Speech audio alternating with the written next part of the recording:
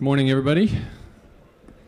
Welcome to our session this morning. We're going to be talking about complementarity in higher education. I know there's not a ton of specific sessions focused on higher education, but we really think it's a key sector and one that's, I think, underappreciated for how it can accelerate progress in climate action across other sectors. So we're really grateful that you made it up this morning. We've got actually 6 speakers that are going to be facilitating this process. They're going to have conversations together, and we really want you in the audience to actually be able to engage with them. So our format is I'm going to give a little bit of an overview, and then we're going to bring people up in pairs, and then they're going to talk about how higher education complements a sector outside of higher education.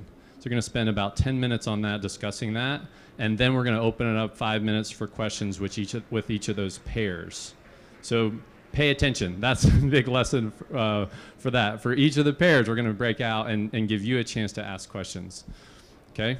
Before we do that, I'm going to give a little bit of context about our organization, Second Nature. So we are an NGO based in Boston. We have about 450 members all across primarily across the U.S. And these are higher education institutions whose presidents or chancellors have made a commitment to climate action on behalf of their institution.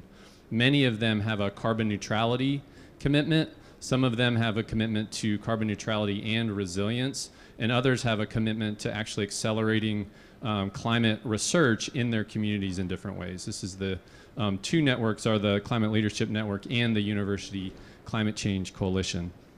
And the way we think about their activity as a sector, and the sector as a whole really, is that higher education both takes action on its own campus. So we have these carbon neutrality pledges, but they also enable action in other sectors. So both of those things are really critical. Oftentimes we only think about higher education as an institutional actor, like they've got big power plants, or they have some commitment that they've made, they have to take care of it on their own campus, but we don't think about the enabling action that they take. Or vice versa, we only think about them as educational institutions that train students and do research, but we don't think about the operational commitment.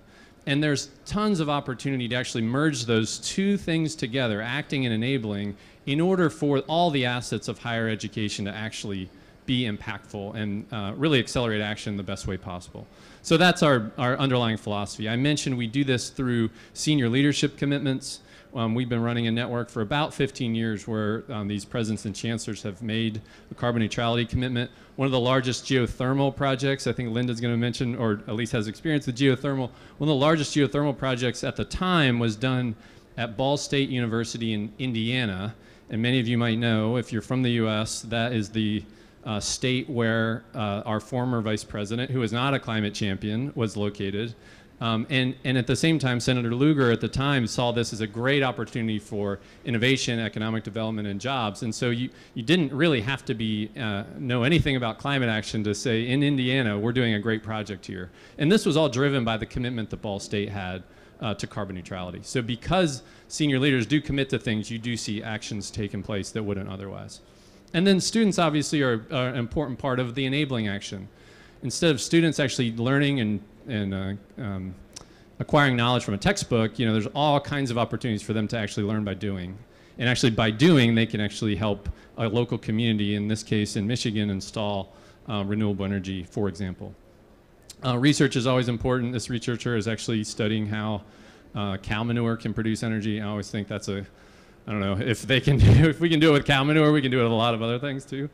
And then finally, just thinking about the assets the university has mentioned as research assets as a way to contribute to larger goals. The city of Los Angeles has had a series of grand challenges that they've been working on. I think Garcetti isn't here and is quarantining right now, but you could probably speak to this as well. And UCLA has played a really critical role in setting a research agenda around those city of Los Angeles goals. And so you see this really nice pairing, and we'll hear more about that in a second.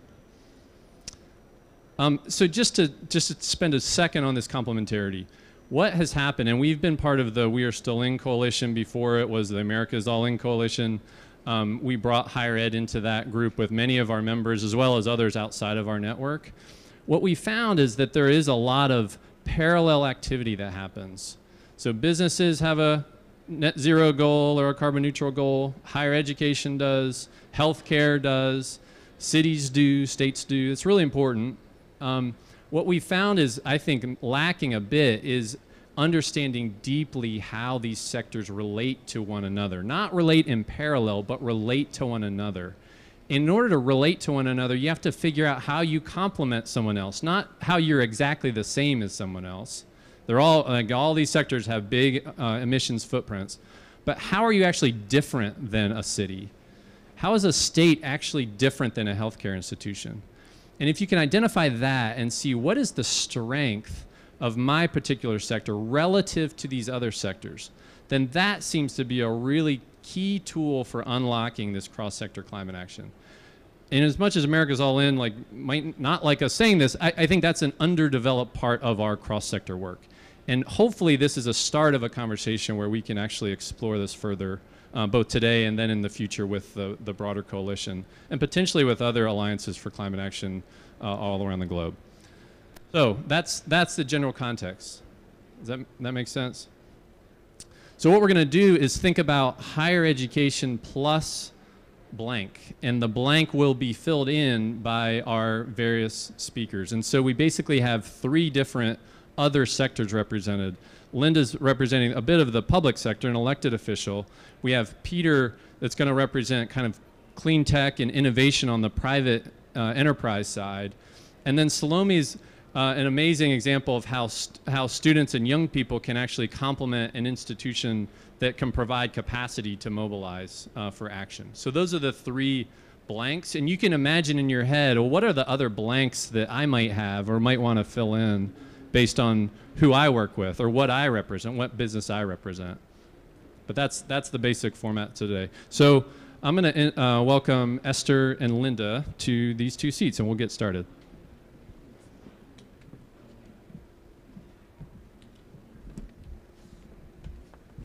And so how this is going to work, I'm going to give a little bit of quick bio, and then you'll have about 5 minutes to give a little bit of background, and then we'll have a conversation. So Linda Hopkins is the chairwoman. She's a current chairwoman of the Board of Supervisors of Sonoma County, California.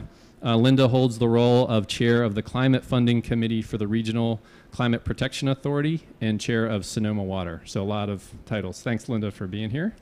Thank you so much. And Esther Abanyo, right? Yep. Is the director of the Global Building Network, a partnership between the UN ECE, Economic Commission for Europe, and she's at Penn State University. She's also an associate professor of engineering design and architectural engineering there. So welcome. And thank you both for coming here. And Linda, why don't we start with you? Just give a little bit of perspective and background of your position and what you do. Perfect. Thank you so much. You know, since today's COP26 focus is on adaptation, loss, and damage, I wanted to start out on a bit of a personal note. I come from Sonoma County, California, where I'm the current chairwoman of the Board of Supervisors. And where I come from, we don't have the luxury of just thinking about climate change. We are constantly reacting to and working in an already changed climate. Sonoma County has experienced 7 catastrophic wildfires over the past 4 years. In 2017 alone, fire destroyed 5,334 homes. Most of these homes were incinerated literally overnight, and our residents literally fled in their bathrobes and their slippers. Tragically, some members of our community couldn't escape. They perished in their cars, they perished in their swimming pools as they tried to flee or take refuge from a crazy firestorm. In Sonoma County, and I'm a mom, kids still wake up in the middle of the night from nightmares that fire is going to get them. And for our children, summers are really no longer carefree. It's fire season and it's smoke season. I'm not convinced that you can fully grasp the apocalyptic scenarios that climate change presents until you actually live through them, until you live through and drive through the ash and melted signs that used to be a neighborhood, until your heart skips a beat when you recognize a friend's house by his stone hearth, which is the only thing that's still standing on an empty lot, otherwise full of ash. You know, in school you can learn that aluminum melts at 660 degrees Celsius, but in a wildfire you can learn that melted hubcaps look like silver streams as they run down a driveway and re-solidify. In addition to wildfire, over those same 4 years, Sonoma County has gone through 3 floods and 1 drought, and I believe that in 2021 we have achieved peak climate irony, which is that we both experienced the driest year on record, as well as the wettest single day on record. And this is exactly what was predicted by climate modeling that was done decades ago, and these impacts are only expected to get more severe as our climate continues to change. But I do want to leave you on a note of hope. And so I cannot stress enough that the partnership between academic institutions and local government is absolutely critical to addressing our current climate reality. And so I'd like to share 2 different examples in which Sonoma County has partnered with research institutions to create positive on-the-ground change. First off is Alert Wildfire, which is a program that deploys state-of-the-art technology to fight fire more strategically and to evacuate communities sooner. Sadly, in 2017, 44 people died in the Northern California wildfires. While we have experienced many more wildfires since 2017 in Sonoma County, I am proud to say that we have not lost another civilian life, and that is thanks in part to the Alert Wildfire system. So here's how it works. Alert Wildfire is a consortium of 3 universities, the University of Nevada, Reno, the University of California, San Diego, and the University of Oregon. They provide access to pan, tilt, zoom fire cameras and associated tools. This remote monitoring platform helps firefighters and emergency coordinators accomplish 5 things. Number 1, they can discover, locate, and confirm the fire ignition. Number 2, they can quickly scale up or scale down resources appropriately. Number 3, they can monitor the fire's behavior through containment. Number 4, during those actual firestorms, they can help evacuations because of enhanced situational awareness. And number 5, they can ensure contained fires are monitored appropriately through their full extinguishment, which can actually take weeks or months. The second success that I'd like to briefly share pertains to flooding and drought. Sonoma Water has implemented the use of forecast-informed reservoir operations, or FIRO. Through a partnership with Western Weather and Water Extremes out of the Scripps Institute of Oceanography at UC San Diego, we have worked with researchers to better understand and predict atmospheric rivers as they approach Sonoma County. So without investing in costly infrastructure, in other words, without spending hundreds of millions of dollars to build a new dam or to raise our existing dam, we have actually increased the capacity of one of our 2 main reservoirs by 19%, or 12,000 acre feet of water. So this actually is a huge deal in a drought that you're able to hold back more water based on better data and information from our research institutions. Importantly, these FIRO tools also actually help us with flood risk management, making this useful for drought as well as flood, both of those extremes that we are going to be facing with increasing severity in the years to come. In local government, we just can't succeed without good information. Partnerships with academia are absolutely critical. And today, Sonoma County's partnerships with universities are keeping our residents safe and increasing our resilience each and every day. We do know that we need to do more, and that is why I'm so thrilled to be here today with Global Council for Science of the Environment and an amazing team of academic institutions who are focused on climate resilience and mitigation. And I want to give a quick thank you to Michelle Wyman for all of her work bringing us to COP26. And thank you very much for the opportunity to speak today. Thanks, Linda. That's fantastic. Esther, why don't you give a little bit of a higher ed perspective on ways in which your work might inform the work that Linda was talking about? Yeah, so thank you. Thank you very much. Good morning, everybody. Like Linda, I'm also here with the Global Council for Science and the Environment. I'm one of the observers. I traveled courtesy of Michelle and Aisha, so thank you. And also thank you for sharing the experiences that you have in Sonoma County. So even though we don't work together, as you were talking, I could relate because there are several examples of research projects that are being done by several professors at the university where I'm from, Penn State University, that are looking at extreme weather events, and that includes me. One of the research areas that I work in is disaster risk reduction, with a focus on vulnerable populations. Right now, I'm the lead PI on an NSF-funded Belmont collaborative research action grant that is looking at flood risks for low-income populations. We have selected sites in Florida and then East Africa, along the coast of the Indian Ocean. We're looking at how to move evidence to policy using climate science data and also machine analytics. My background, buildings. Let me share a small fun fact with you. Penn State University is based on a model of distributed campuses.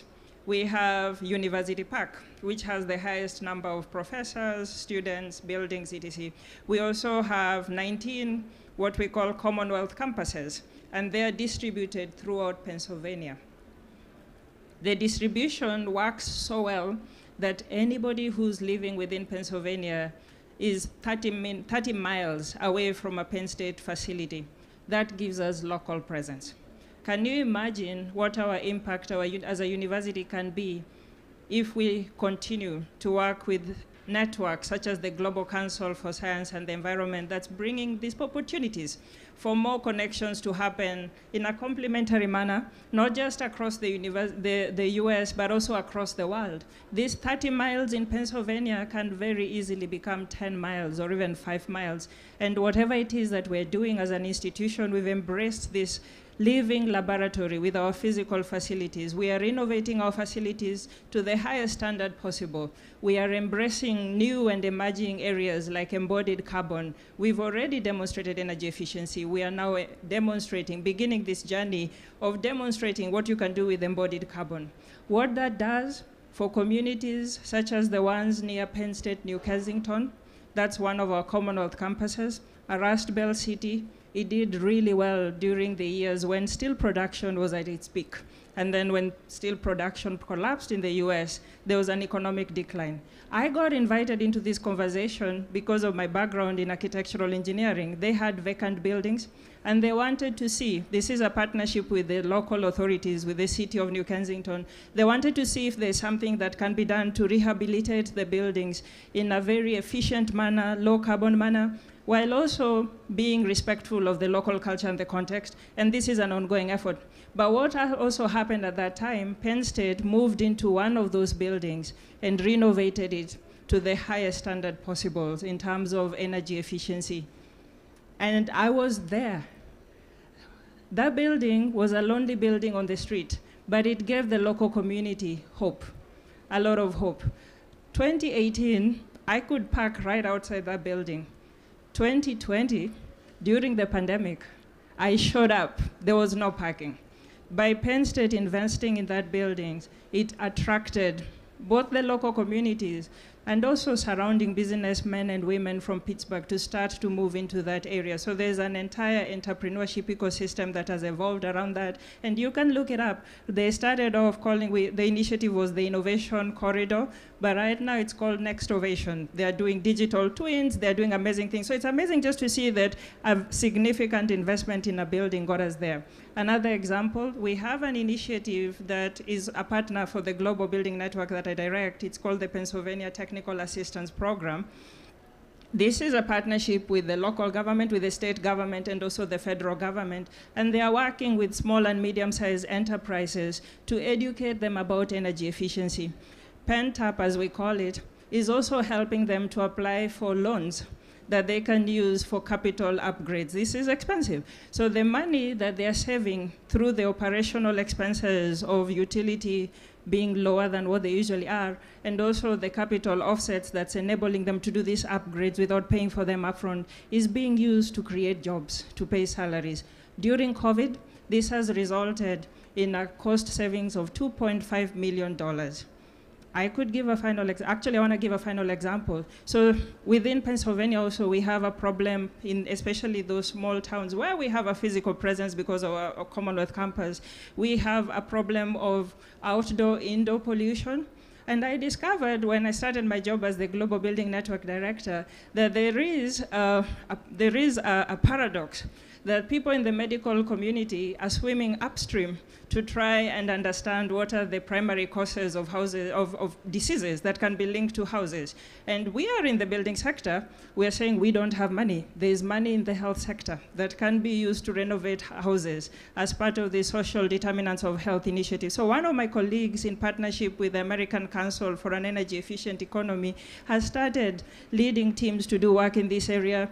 We have now produced 50 fact sheets for the 50 states showing money that every year is not being spent, it's within the healthcare sector, that can be used to fix the houses, to unlock benefits both in terms of energy efficiency and also improved health outcomes. Final thing I want to say, our biggest asset as a university is our students, the students who go through our Penn State system and students who go through other university systems. Penn State has the biggest alumni network in the whole world.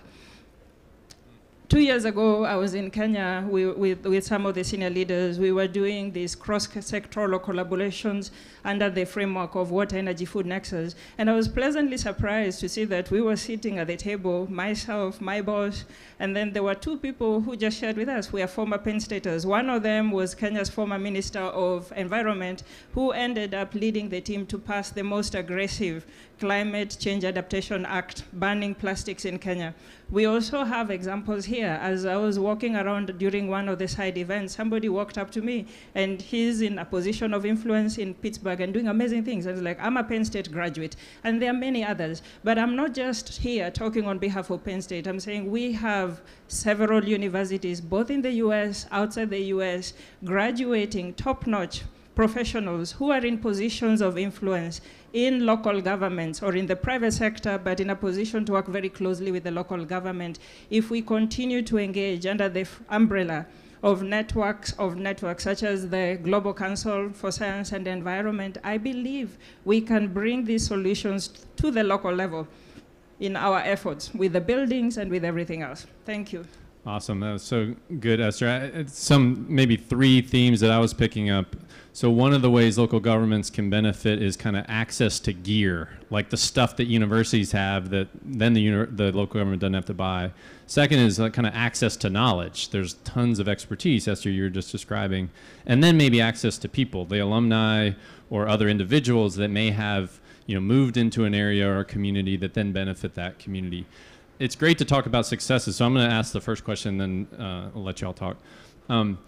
What about the challenges? So what makes that hard? Because when you hear the stories, you're like, yeah, why don't we do this all the time? Like, what is the difficulty in making these partnerships happen? Like, is it starting it? Is that the hardest thing? Is it funding it ongoing? Is it, maintaining interest? And either of you, I'm curious what the barrier is that we could kind of dig into a little bit. I'll let you go first. Thank you, Esther. I would say actually just making the connection. Ultimately, a lot of this comes down to relationships, and I think that it helps to have translators because candidly, government speaks a different language than science does, right? And so my background is actually in science, and we actually have some scientists who are not afraid to work with government. And so that is really a big barrier, I think, it's so easy to just sort of stay with the people who speak your language and know your acronyms, right, and kind of know your world. And it takes kind of that step, right, of reaching across the aisle and of making a friend at a conference, potentially a connection, and following up on that, and that can turn into something really amazing. But I think it comes down to human relationships and being willing to go outside your comfort zone. And maybe know where to ask, so who to ask for, how to get access to them. Esther, what do you think about the barrier? I think some of the reasons, I agree with you 100%. Relationships are very important, and all of us know it takes a while, it takes time to develop a relationship. You may be lucky, you hit it off. Like we're sharing a flat with the amazing lady Felicia who's sitting right there. And we've hit it off, and she's helping us bridge this gap that has existed between Penn State and the historically black institutions. And she can do that because that is part of her network. I think some of the things that I've observed is not being humble. Instead of asking around and saying, if I know that there's an opportunity here, I'm not the only person who has eyes. Somebody else must have seen this. And they may already be doing something, so I don't need to start over. Let me try to build on their lessons, the lessons that they've learned, whether it's successes or failure. And then I want to actually finish with saying that one of the best advices that my friend gave me, I call myself a Nairobi girl. I was born in a big city. I know very little about farming, but my friend told me that the first rule of permaculture, which is her area of expertise, that when you show up in a new place or a new context, you observe, observe, observe. My students would put it differently and just say, show up and shut up. Yeah, we need to learn to listen. We need to learn to use our eyes. People like me who are from an engineering background, we need to learn to use words like feelings and listening to how people are feeling. Because if we don't, then we don't connect at the level of trust. Yeah. And if trust is broken, then it's not going to be easy to repair. Yeah, that's brilliant. Even both those examples are basic, like in some ways, basic skills that can actually unlock some things. Let's take one question. Does anybody have a question for these two? Yeah, Michelle.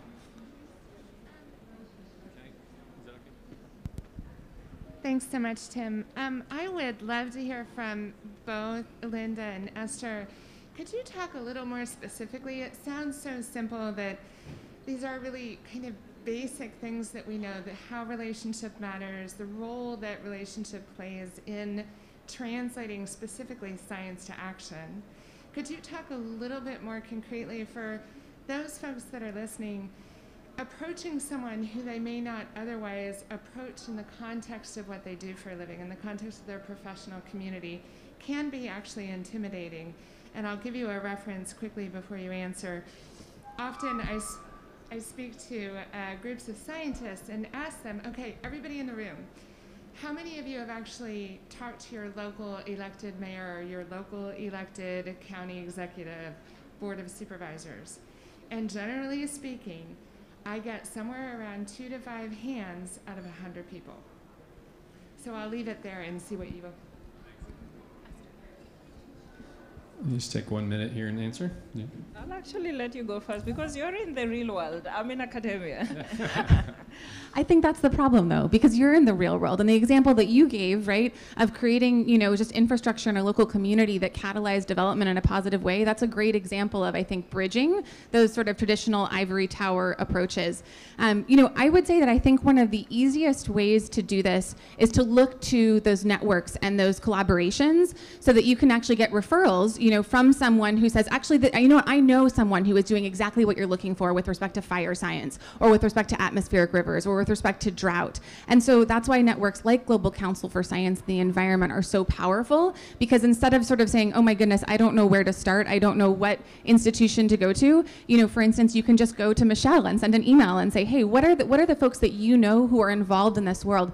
And then I think one of the easiest ways to get to know someone, right, is through a referral. It's a personal handoff. It's not that cold call. And so I think that kind of once you make a connection to an alliance of different research institutions, that makes it a lot easier to find the one that's going to meet your needs. Because let's be honest, you go to a conference with however many thousands of people, and you don't know which one is going to have the magic answer for your community. And that's why I think it's so important for the research institutions to network and to organize themselves, so when government reaches out, we actually know where we're going. And I think that's really helpful. Esther? I agree with you 100%, and I think I'll speak more from the perspective of what has been my experience. I've had to step way out of my comfort zone. People who are in my profession, we usually have meetings where we talk to each other. We say, we're in a silo, we're in an echo chamber, and then next year we meet again and we say exactly the same thing. My journey has ended up being business unusual because I stepped out and joined the entrepreneurship community in the business school.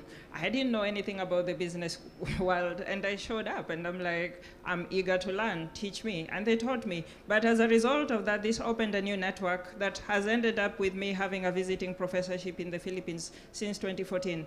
I could give another recent example with the medical community. When the first time the person I report to told me that he wants me to find ways of creating value propositions that have a medical component, I was very nervous about it. And I started by acknowledging, I don't know anything. Where do I need to go to meet people who know something? I started attending events that are hosted by the American Council for an Energy Efficient Economy because they have an interest in health. So I would say, be willing to step way out of your comfort zone, mix with people who don't speak the language as you, show up and very honestly say, I'm here to learn. Actually, I want to share one quick example. The very first time I was invited to go to New Kensington, I was there for the roof. I wanted to be on the roof, and that's what I did. And then one of the people who's working in the communities told me, you need to go inside the house. And I'm like, indoor air quality. He said, no, the human being. And I'm like, but I'm a professor of architectural engineering. I need to touch the wall or touch the air. And he educated me. He showed me how I could be impactful by telling me, you're a black woman in a place where the women of color may not have seen a black professor. Yeah, why are you focusing on just the building? So it's learning, being humble, asking questions.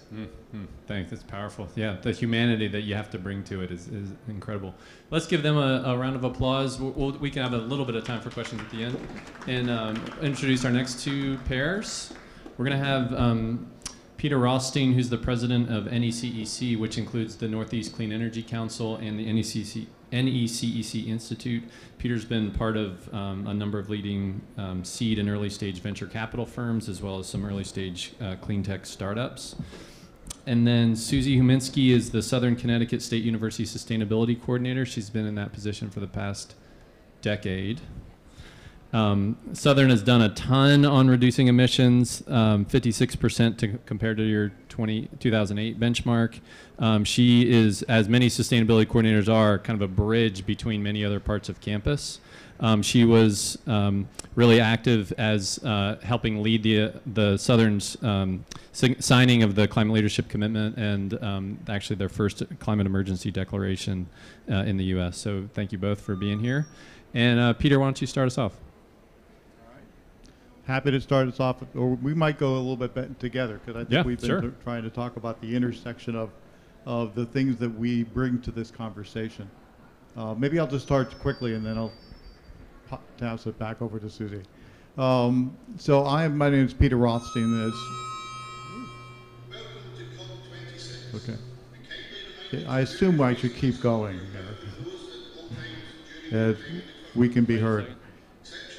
So I'm the president of NECEC, the Northeast Clean Energy Council. We are a business member nonprofit, and our businesses are in the clean energy industry. And they are organizations who have very important climate action commitments and opportunities. But the biggest one is about how to partner with customers, how to partner with those who are looking to adopt, whether it's clean electricity, clean transportation, clean buildings, clean campuses, be models of clean cities, all of those sorts of activities.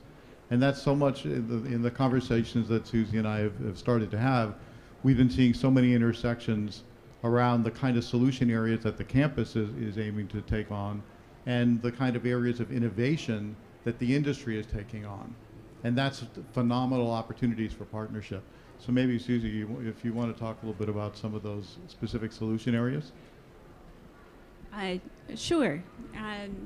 I'm Susie Humetzky, like Tim said. I'm the Sustainability Coordinator for Southern Connecticut State University. And when Tim was talking in the beginning of the session, what he was saying about bridging operations with academics, with research, with workforce development, all the while taking an aging infrastructure on our campus and turning it into a transformational clean energy, really a small city.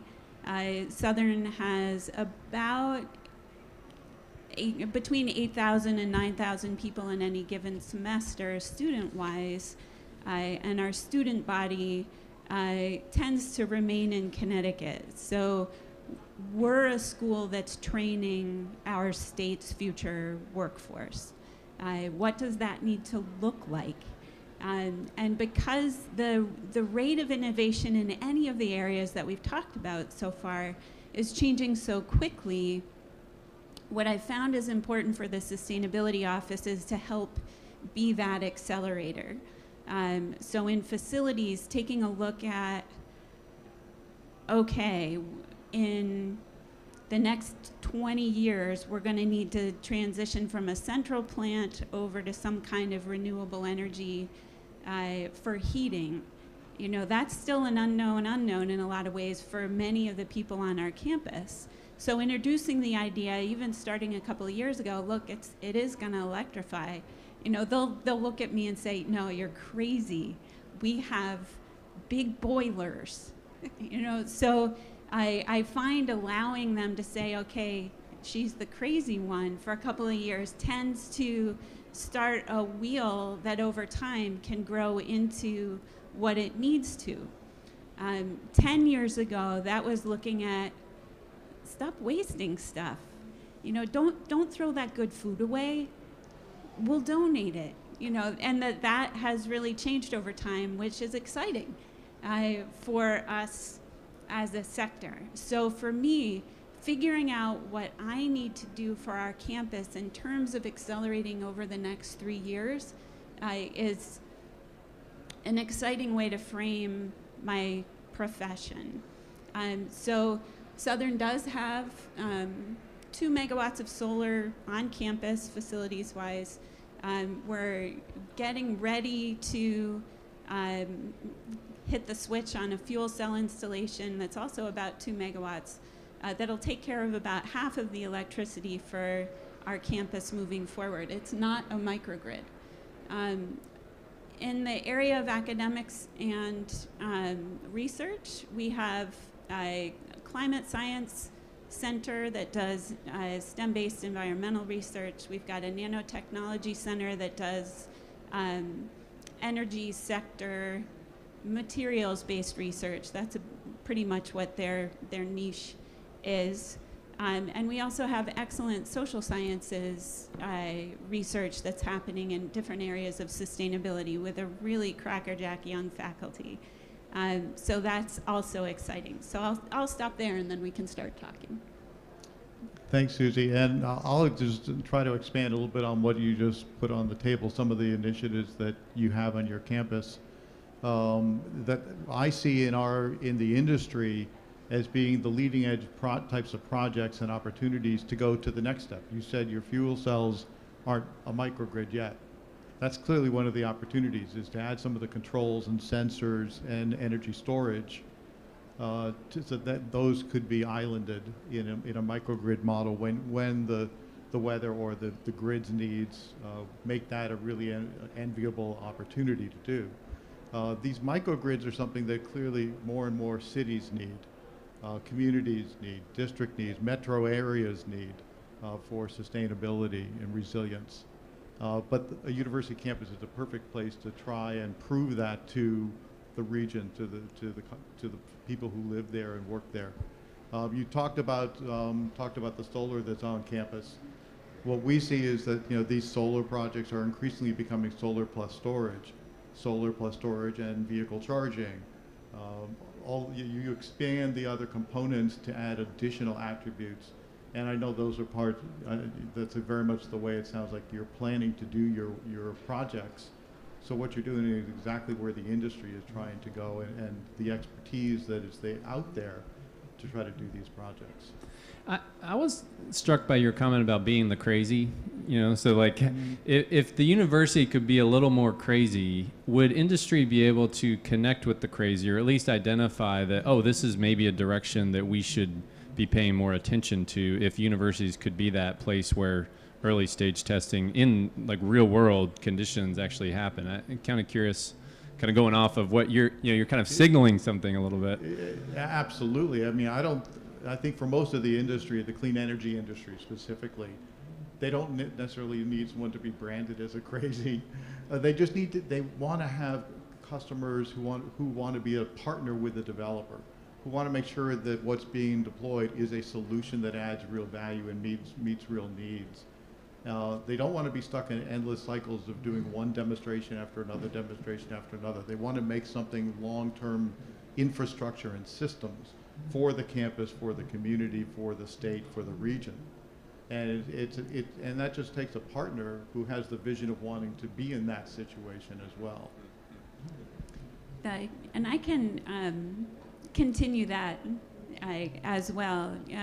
When I have found that if I bring in an idea that will involve several years of building a contract as a state agency, and it's a type of contract that hasn't been done before. So looking back several years, that might have been a power purchase agreement for the solar project. That finding the way for a state university to build that contract with Connecticut's Green Bank and with the Attorney General's office, that all of that does not stay at the one-off contract level, but that it becomes a template that can be used repeatedly and then can be used within our university. We're part of a regional college and university system.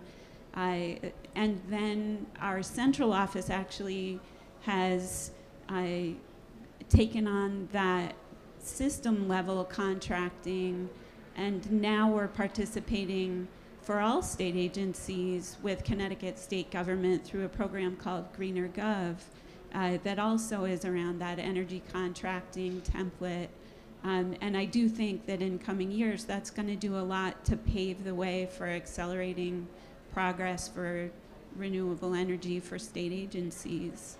And then also, when I go into a meeting and have what I know is going to be perceived as, wow, she's nuts, to be the person who has the numbers to back it up and to show them and teach them and give them time to learn and understand that it makes sense, that it's financially responsible, and that it can be built as cost neutral or saving a lot of money, as well as being an opportunity for workforce development in our community and for a cleaner, safer, more reliable energy system for the environment. Great. So it's maybe a connection even to Linda's work, like the triangle between private, public, university.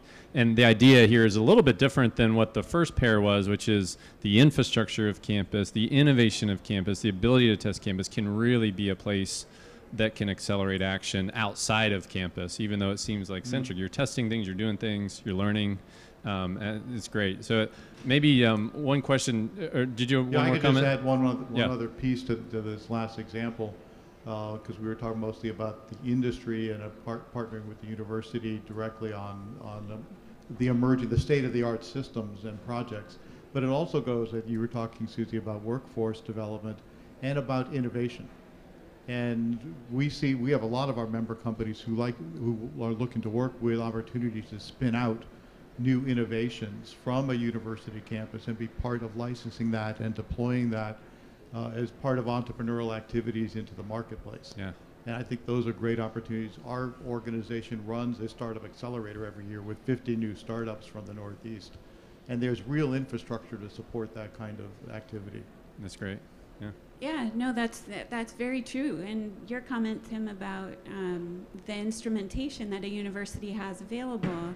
Our goal at Southern, we're not an R1 university. There's some really interesting research going on, but we can partner with business and industry through our Department of Research and Innovation to do industry-driven research.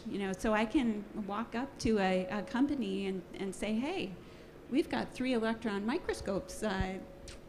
Got anything you want us to do with those? And it's garnered a lot of really interesting projects. And maybe soon they'll be in an accelerator. But just doing industry-driven research is an area that's got lots of potential for accelerating. Yeah, kind of a mini version of the national labs probably that could be distributed all across the country. Cool. Yeah, scale. I love the idea of scale too. You mentioned like you could do it here, but then the system of Connecticut, the state Connecticut system, that's every state basically has a version of that. Esther mentioned that across the Pennsylvania state system as well.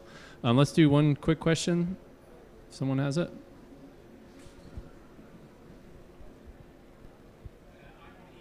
I'm with the national.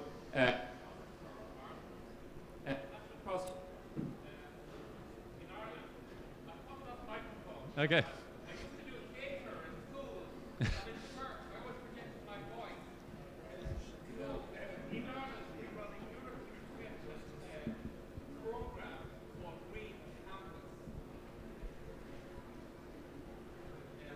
Which is supported by it's the Copenhagen-based Foundation for Environmental Education, which is very much European-based rather than US. But we'd love to hook up with third levels and the sector in the US on common experience and advancing. So what I'd like to throw out to you is, apart from the campus syllabus, all courses need to incorporate awareness and understanding of the science of climate and what's happening with what the campus can do itself. And I want to throw out 2 other areas, which is food. We talk a lot about fossil energy, but we need to talk more about beef and dairy and the high emissions there, and promoting not necessarily vegan but a more plant-based diet. So that's something we're very much promoting in our third level campuses, having good quality lentil-based alternatives to to beef and not just, you know, a few token salad leaves or pasta things that aren't good nutritionally. So that's what I like to throw out with you. And also cycling. You know, car addiction, car dependence has been, I blame Henry Ford, who came from Ireland. His family came from Ireland. But it's one of the major mistakes of the 20th century. Car dependence, car addiction, the energy space, the resource use is a disaster, and not a and the US set the lead, Ireland followed, and the rest of Europe. We need to reverse that. So how can we get a new generation out of their cars, living where they can cycle to their campuses, and then, you know, escaping from tyranny of ownership of a car? We've got a very good developing statistic now in Europe. You don't have to own a car anymore. Use public transport, cycle, and when you do need a car, you can hire one from one of the apps. Yeah. So can you consider those sort of concepts? If the US were to start doing that, you know, across your great country, wouldn't that be real progress for the next generation? That would be great. And I do think we have the international connection is a really great one. There's potential here for thinking about how universities can collaborate globally, and then also, you know, different topical areas. We've talked about kind of physical infrastructure, but there's behavioral systems too that obviously make a huge difference. So let's give Peter and Susie a round of applause, and welcome up our final pair. We have about 14 minutes left, so we're gonna keep things moving. Mac, I'm gonna say Mac. Is that all right? Okay, Mac Poratasano is the Multicultural Center Coordinator at Portland Community College's Sylvania campus. He also serves on Portland Community College's Climate Action Plan Committee. He's founder of the Pacific Islander Student Alliance Conference. And then Salome Mataji. Salome Mataji. Salome Matangi. Matani. Yeah, I had the wrong emphasis. Sorry. Salome. I just had Salome. Is from Australia, where she's the coordinator for the Pacific Climate Warrior team in Sydney. This is going to be a slightly different angle. So we heard kind of like buildings, technology, knowledge, research. So this is more about next generation youth engagement. We heard a lot about youth here at the COP so far. And I think this connection that Mac, can you say it one more time? Salome. Man, I'm terrible. I'm sorry. The connection that they'll bring together could be a really interesting one for student inclusion as well as just youth engagement in general. So, Mac, do you want to start? Actually, we're going to let Lomi go first. Oh, Lomi, okay. Talo Falava, toku ingoa, ko Salome Matangi, ko au Setino Tuvalu. I am also a Tamaitai Samoa, and I am a Pacific Climate Warrior. So before I get started, I'll tell you a little bit about the PCW. We are a youth-led organization, and we have teams across 15 island nations, as well as a diaspora. So we connect to our youth via church, schools, university, community groups such as our communities from Tokelau, Samoa, and Tuvalu. So I'm going to speak on the things that we do in New South Wales.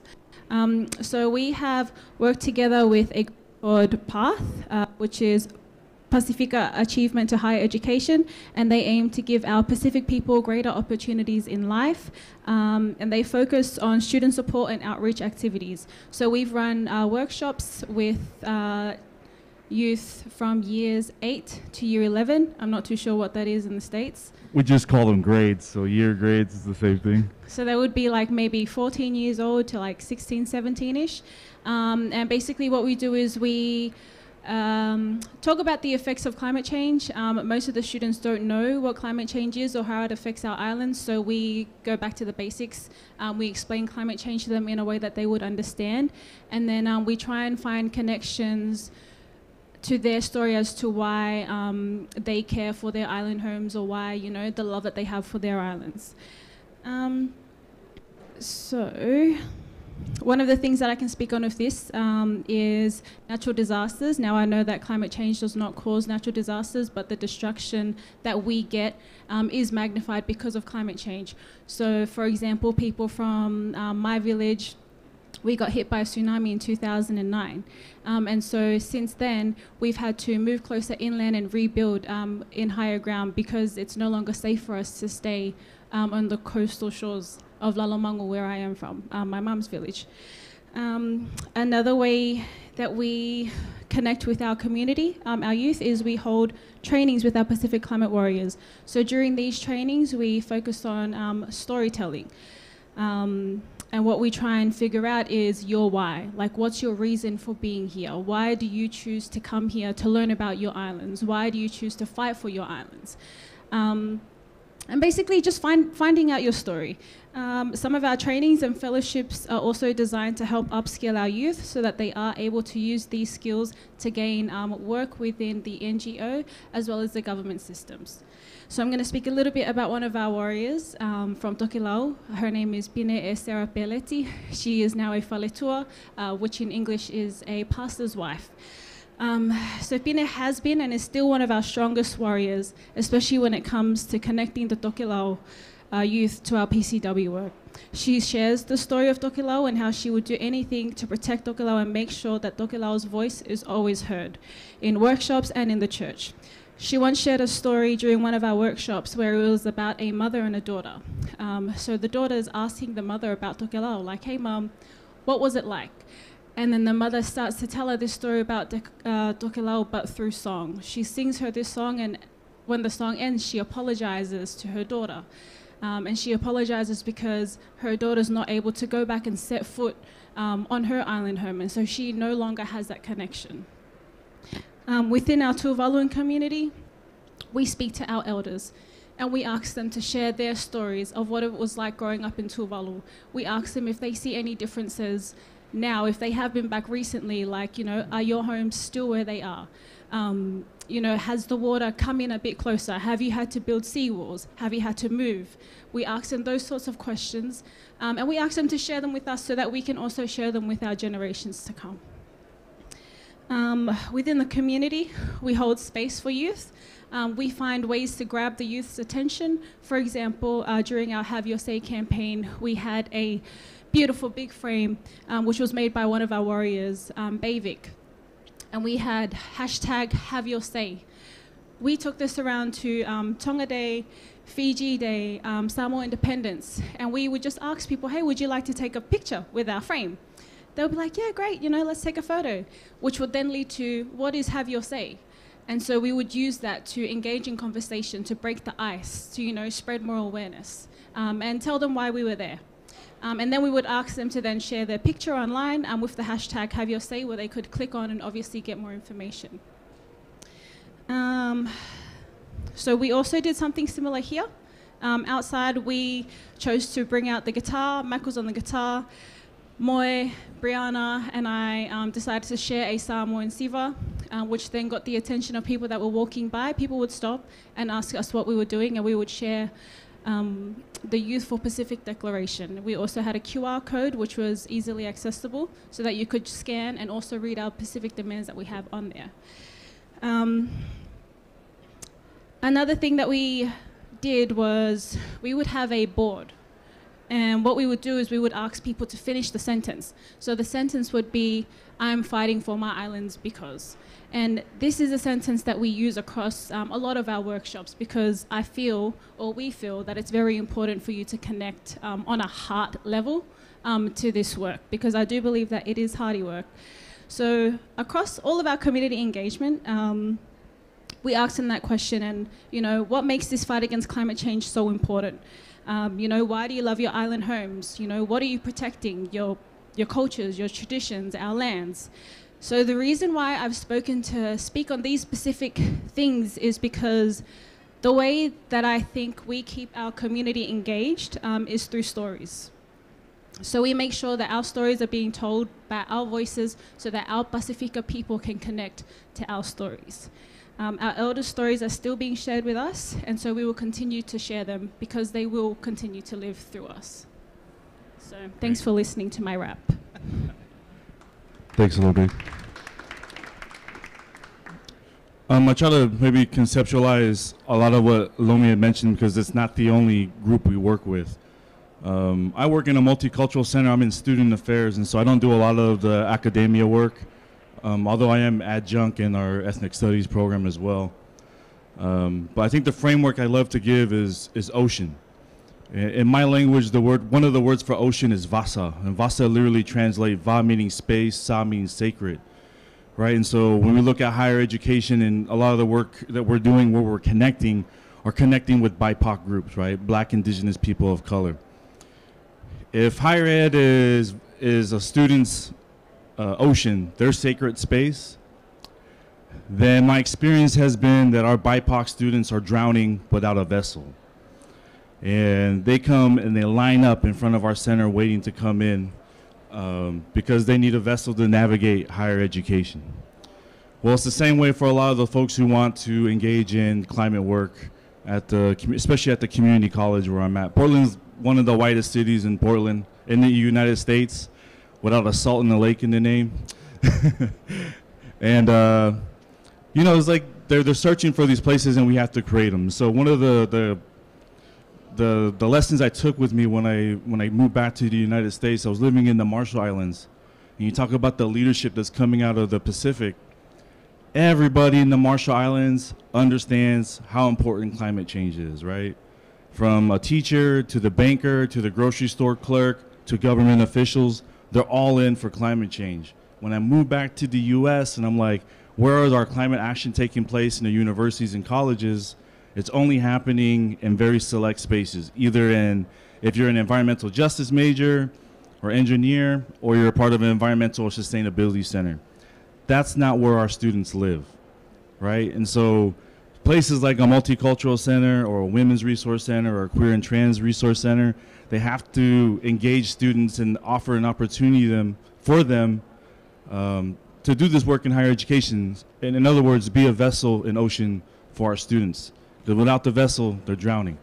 So one of the ways we've been able to do that in our work has been connecting with groups like the Pacific Climate Warriors. Now, I'm a Pacific Islander, right? And so that made sense here. Not all my students are Pacific Islander. In fact, there are not a lot of Pacific Islanders in the part of Portland that I work in. And so things like cross-campus organizing needs to take place. Things like connecting with organizations that will help our students provide training so that they can get into the workforce if they choose to do that. And the cool thing is, when I got in, like, we're going to create these equal justice champions in our center. Everyone that's worked in my center that's had that position is now working in environmental justice work, right? And so we know that there's a pathway and a need. The last thing I'll say, and I'd just like to address some of the questions that have been here.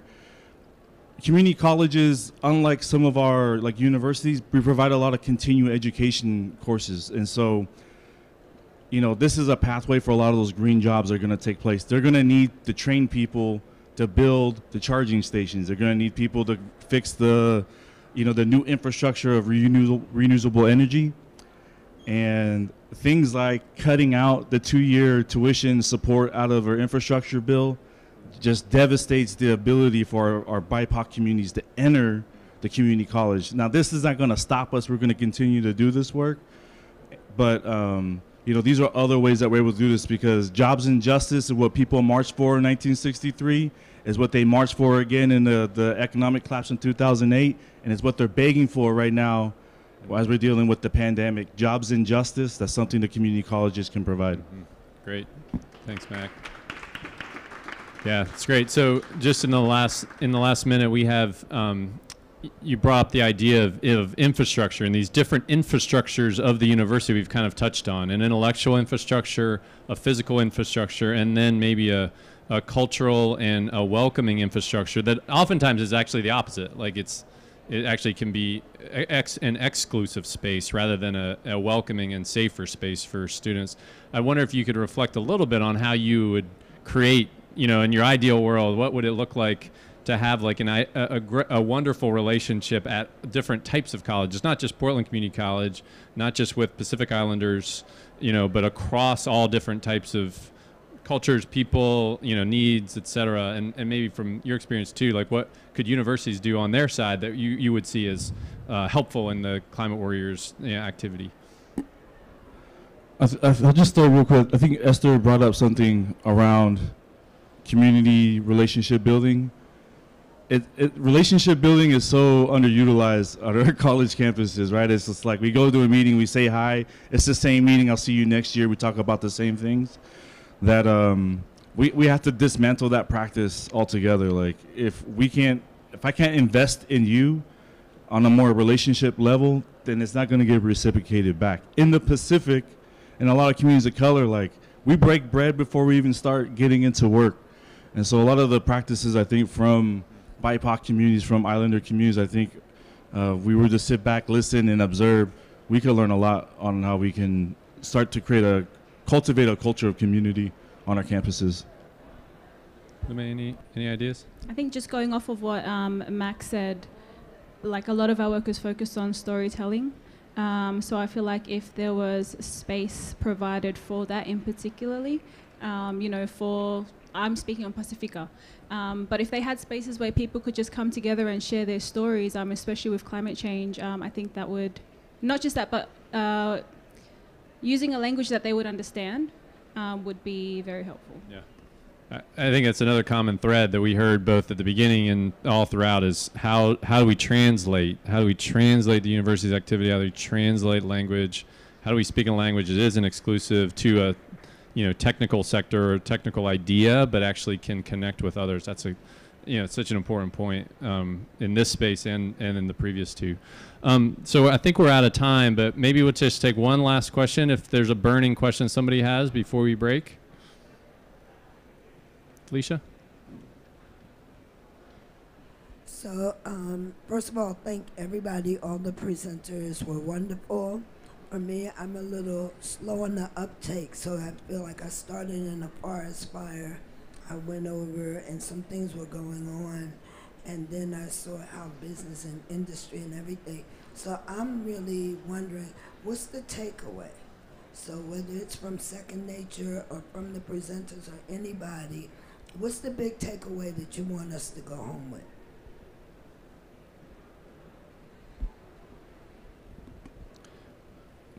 Go ahead, Matt. I just got one. Like, environmental justice can't happen without the lens of social justice, right? And so if we're gonna like do all this work and be inclusive, we're not excluded from that work. And if ocean or sacred space, like whatever that looks like to you, like we should be able to bring that into our institutions. Like our practice, I wish we wouldn't have to do is like, I think food, with students is so important, but we like so many restrictions that keep that thing that brings people together. Like I'm an indigenous person, I'm an islander, we gather around food. Why are there so many restrictions on what people can do to gather, right? I'm just mentioning food because I love it, but there's other things that restrict people and communities from gathering. And that all falls into like the lens of like, and the attack, especially on critical race theory that's happening in our country right now. I'd maybe welcome it too, and if you have any, do you guys have any thoughts? I guess also, again, picking up on what Max said, it's not just climate justice, that we're fighting for, we're also fighting for climate action. Back home in Australia, we're fighting for land rights. Our Indigenous brothers and sisters have been fighting for Adani to be stopped for more than 10 years. So it's time for world leaders to, look to Indigenous voices, look to Pacific leadership, and take note of what they're doing and, start doing the same thing. Yeah, maybe, and we can have a conversation after this, Felicia, but hopefully you got a sense that the higher education sector has so many assets that I think can be really effectively leveraged for cross-sector climate action in ways that we're just kind of scratching the surface on. You've heard a number of examples, but that is at any institution all across not only the U.S., but across the world. Let's tap into this sector as a real meaningful one for moving change. And if we don't do that, we're missing an opportunity given the urgency of what we have. Thank you for all the speakers. Thank you for making the effort. And thank you for your questions.